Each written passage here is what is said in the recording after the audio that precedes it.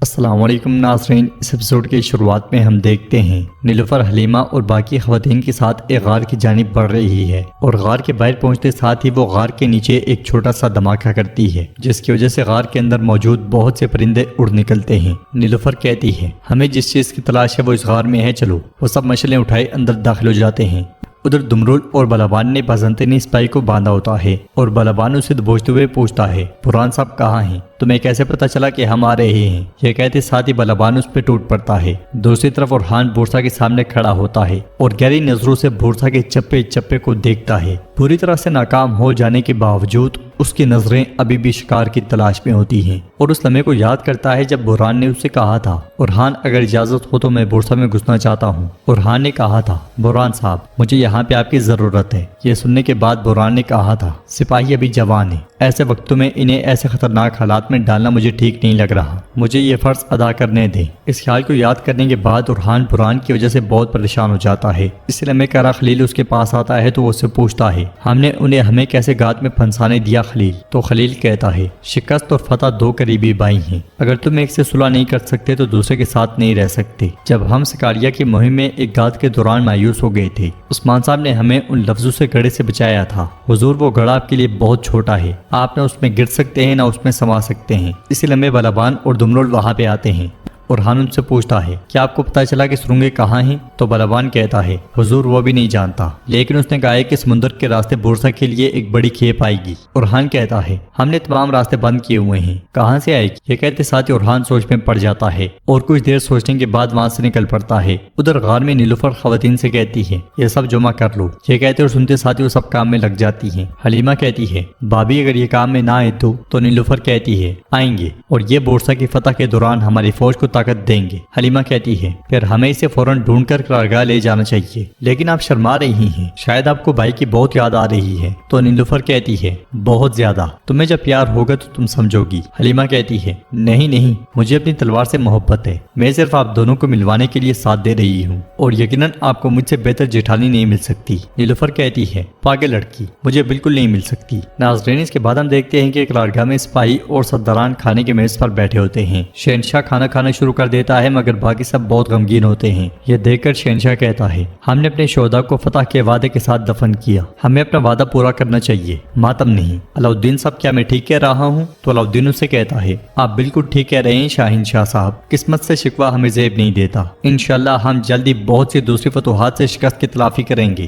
یہ سن کے سب انشاءاللہ کہتے ہیں۔ علاؤالدین مزید کہتا ہے تاہم ایک دھوکے باز سردار بہت سے دوسرے سرداران کی شان کو برباد کر سکتا ہے۔ مجھے بتائیں وہ بورا صاحب آپ کے قریبی لوگوں میں سے تھا نا؟ کیا آپ کو بالکل بھی محسوس نہیں ہوا؟ تو اوچی کہتا ہے ہم نے کبھی نہیں سوچا تھا کہ وہ ایسا کر سکتا ہے حضور۔ جواباً علاؤالدین کہتا ہے پھر آپ کو بھی وہ سوچنا چاہیے جو سروز سوچ سکتا ہے اوچی صاحب، ہم سب کی غلطی کو میرے بھائی پر ڈالنا ٹھیک نہیں ہے، ہم ایک ساتھ ہیں۔ تو شاہین شاہ کہتا ہے ہمارے لیے اعزاز ہے کہ ہم عظیم عثمان سردار کے بیٹے کے گرد متحد ہیں، کاش ان کے دونوں بیٹے یہاں ہوتے اور ہم سپاہیوں کے سامنے ایک ساتھ کھڑے ہو سکتے، کیا یہ بہتر نہیں ہوتا علاؤالدین صاحب؟ علاؤالدین کہتا ہے بھائی کے پاس کرنے کے لیے اہم کام ہے شاہین شاہ صاحب۔ شاہین شاہ کہتا ہے کیا وہ پھر اپنے طور پہ معاملہ حل کرنے کی کوشش کر رہا ہے جیسے انہوں نے برہان صاحب کو بورسا میں جاسوسی کے لیے بھیجا جبکہ بہت سے دوسرے سپاہی یہ کر سکتے تھے؟ چلے ہمیں تو چھوڑیں، آپ تو ان کے بھائی ہیں، انہوں نے آپ کی بھی رائے نہیں پوچھی، کیا ایسی نا اتفاقی پیدا کرنا مناسب ہے؟ علاؤالدین کہتا ہے نا اتفاقی کی وجہ بننے والا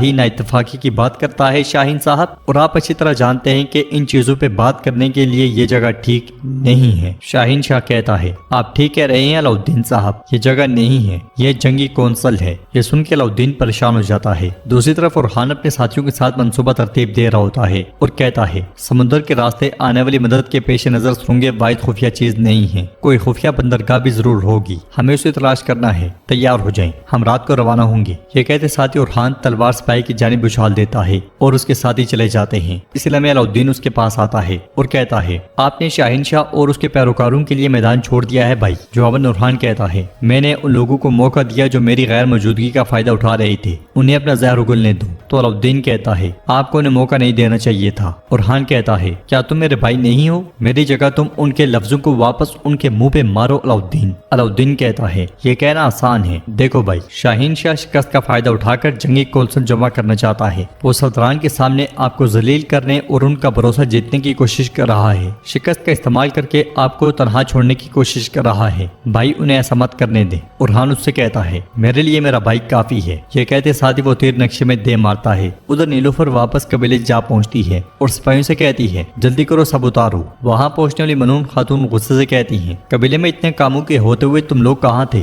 حلیمہ کہتی ہے کیا ہم اپنا کام مکمل کیے بغیر جا سکتے تھے والدہ؟ نیلوفر کہتی ہے ہم نے جانے سے پہلے ہی گاڑیوں کو لادنا شروع کر دیا تھا۔ اور گونچا کہتی ہے ہم نے بھی علاج کا سامان تیار کر دیا ہے، جب کھانے تیار ہو جائیں گے تو ہم ایک ساتھ کارگاہ روانہ ہوں گے۔ مگر ملعون خاتون کہتی ہیں کوئی کہیں نہیں جائے گا۔ نیلوفر کہتی ہے اورحان صاحب ہمارے انتظار میں ہوں گے۔ ملعون خاتون کہتی ہے میں نے کہا تم نہیں جاؤ گی، تم یہ رہو گی۔ حلیمہ بولتے ہوئے کہتی ہے لیکن بھابھی۔ ملعون خاتون نیلوفر سے کہتی ہے تم سب مل کر سارے ادھورے کام مکمل کرو گی۔ حلیمہ اور حفصہ کل گاڑیوں سوغات لے کر جائیں گی، سپاہی ان سے گاڑیاں لے لیں گے۔ یہ کہتے ساتھ ہی ملعون خاتون جانے لگتی ہیں تو نیلوفر پوچھتی ہے ملعون خاتون کیوں؟ جواب میں ملعون خاتون کہتی ہے کیونکہ میرا یہی حکم ہے۔ گونچا کہتی ہے والدہ مت کریں، علاؤالدین صاحب بھی انتظار کر رہے ہیں، اس کے علاوہ سپاہی دوا کے بارے میں کچھ نہیں جانتے، مجھے انہیں بتانا پڑے گا۔ ملعون خاتون غصے سے کہتی ہیں بس گونچا بس، تم اکیلی نہیں ہو جس نے اپنے شوہر کو نہیں دیکھا۔ یہ کہتے ساتھ وہ دیدار کے ساتھ آگے بڑھ جاتی ہیں اور گونچا ایک طرف نکل جاتی ہے۔ یہ دیکھ کر نیلوفر بہت پریشان ہو جاتی ہے۔ آگے بڑھتے ہوئے ملعون خاتون دیدار سے کہتی ہیں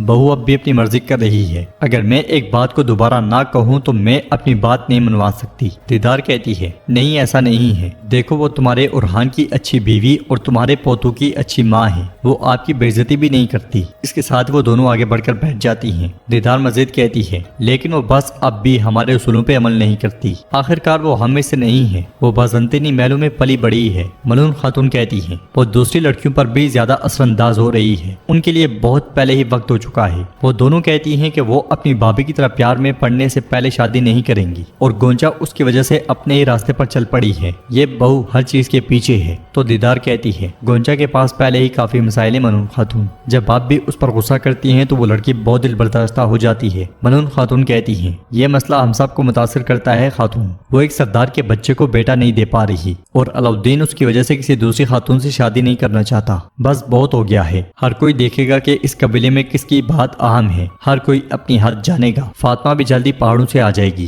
میں اس مسئلے کو مزید نہیں بڑھاؤں گی، میں اس کی اور حلیمہ کی جلدی شادی کرواؤں گی، علاؤالدین کی بھی۔ دیدار خاتون مجھے اس بارے میں تمہاری مدد چاہیے، علاؤالدین کی نسل کو جاری رکھنے کے لیے ایک مناسب دلہن کو تلاش کرو۔ اس لمحے خاتون ملعون خاتون سے کہتی ہے ملعون خاتون عثمان صاحب سوغات کے لیے روانہ ہوں گے۔ یہ سنتے ساتھ ہی ملعون خاتون اٹھ کے چلی جاتی ہیں۔ ادھر گونچا بہت اداس کھڑی ہوتی ہے کہ نیلوفر اس کے پاس آتی ہے اور کہتی ہے وہ ہم سب سے ناراض تھیں لیکن انہوں نے غصہ تم پر نکالا، پریشان مت تم۔ نم آنکھوں کے ساتھ گونچا کہتی ہے ہمیشہ کی طرح میری اولاد نہیں ہو سکتی ہے نا، اور اس لیے میرے ساتھ ایسا سلوک کیا جاتا ہے، میں جانتی ہوں۔ نیلوفر اسے حوصلہ دیتے ہوئے کہتی ہے ان کا مسئلہ محاصرہ ہے، وہ اندر ہی اندر اورحان اور علاؤالدین کے بارے میں پریشان ہیں، وہ اس لیے ایسا سلوک کر رہی ہیں۔ گونچا اس سے کہتی ہے شاید اس لیے وہ تمہارے ساتھ ایسا سلوک کرتی ہیں، لیکن ان کا میرے ساتھ مسئلہ واضح ہے، اب میں کچھ دیر اکیلی رہنا چاہتی ہوں۔ یہ کہتے ساتھ ہی گونچا چلی جاتی ہے۔ اندر عثمان صاحب سوغات جانے کے لیے تیار ہوتے ہیں۔ ملعون خاتون ان سے کہتی ہیں آپ ہمیشہ کہتے ہیں نا کہ جس ریاست کو ہم پیچھے چھوڑیں گے اسے ہر جگہ جڑ پکڑنی چاہیے۔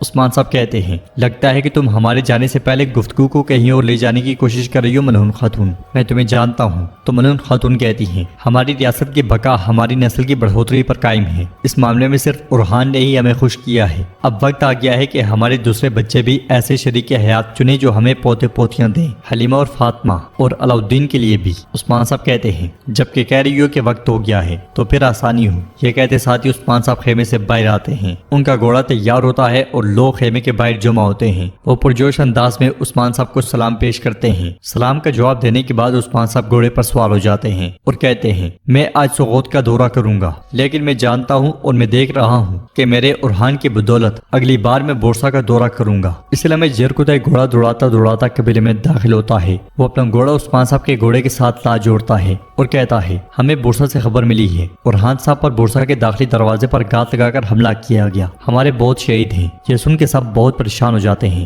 نیلوفر کہتی ہے اے میرے اللہ اورحان کی حفاظت فرما۔ جرکتہ مزید کہتا ہے اورحان صاحب اور علاؤالدین دین صاحب بالکل ٹھیک ہیں، لیکن بوران ان کے ہاتھوں میں قید ہے، ہم نہیں جانتے کہ وہ زندہ ہے یا مر گیا ہے۔ یہ سن کر عثمان صاحب بہت پریشان ہو جاتے ہیں۔ ناظرین، اس کے بعد ہم دیکھتے ہیں کہ بورسا کے زندان میں ترک قیدیوں پر ظلم کے پہاڑ توڑے جا رہے ہوتے ہیں، وحشیوں کی طرح انہیں مارا پیٹا جا رہا ہوتا ہے۔ ایک وحشی بوران پہ تشدد کرتے ہوئے پوچھتا ہے، بولو تم یہاں کیسے داخل ہوئے، تم بورسا میں کیسے داخل ہوئے، تم نہیں بولو گے ہیں؟ یہ کہتے ساتھ وہ پھر سے اس پہ ٹوٹ پڑتا ہے، پھر اس سے پوچھتا ہے، تم نے اورحان کے لیے دروازہ کیوں کھولا؟ ادھر قبیلے میں سلیمان پوچھتا ہے، ماں کیا میرے بابا کو چھوا ہے؟ نیلوفر دونوں بیٹوں کو گلے لگا لیتی ہے۔ سلیمان کی بات سن کر ملعون خاتون حفصہ سے کہتی ہیں، قاسم اور سلیمان کو لے جاؤ۔ یہ سنتے ساتھ ہی حفصہ ان دونوں کو لے کر چلی جاتی ہے۔ عثمان صاحب جیر کتائی سے کہتے ہیں، فوراً رکھا جاؤ اور ان سے کہو زخموں پہ مرہم لگائیں۔ 2 دن بعد عثمان صاحب سب کو جرگے میں بلا رہے ہیں۔ حکم ملتے ساتھ ہی جیر کتائی چلا جاتا ہے اور عثمان صاحب لوگوں سے مخاطب ہوتے ہوئے کہتے ہیں، میرے بہادروں، میری بہنوں، کائی کے بہادر بچوں، میں تم سے پوچھ رہا ہوں، کیا کوئی لاچار کتا گیدڑ کائیوں کے شیروں کو شکست دے سکتا ہے؟ کیا کافروں کا بچھایا ہوا جال ہمیں روکے گا؟ جس بورسا کو فتح کرنے کی قسم کھائی ہے وہ میرے سپاہیوں کو کبھی نہیں روک سکتے، کبھی نہیں۔ میں تم سے وعدہ کرتا ہوں کہ ہونے والے جرگے میں نکلنے والا فیصلہ بورسا میں کفر کا خاتمہ ہوگا، لیکن بورسا آخری قلعہ نہیں ہوگا۔ پھر تلوار بے نیام کرتے ہوئے کہتے ہیں، اللہ کی قسم کھاتا ہوں جب تک یہ جان اس جسم میں ہے میرا ہدف صرف بورسا نہیں ہے، ایزنک اور ازمیت ہے۔ ان سرزمینوں میں جہاں کافروں کی حکمرانی ہے ہر جگہ ہوگی۔ یہ سن کے لوگ زندہ باد حضور، زندہ باد حضور کے نعرے بلند کرتے ہیں۔ ملعون خاتون کے منع کرنے کے باوجود نیلوفر کہتی ہے، اسما خاتون میرا گھوڑا تیار کرو۔ یہ سن کے ملعون خاتون کو بہت غصہ آتا ہے اور ناظرین ایپیسوڈ بھی اختتام پذیر ہوتی ہے۔ ویڈیو پسند آئے تو لائک کر دیں، شیئر کر دیں، سبسکرائب نہیں کیا ہوا تو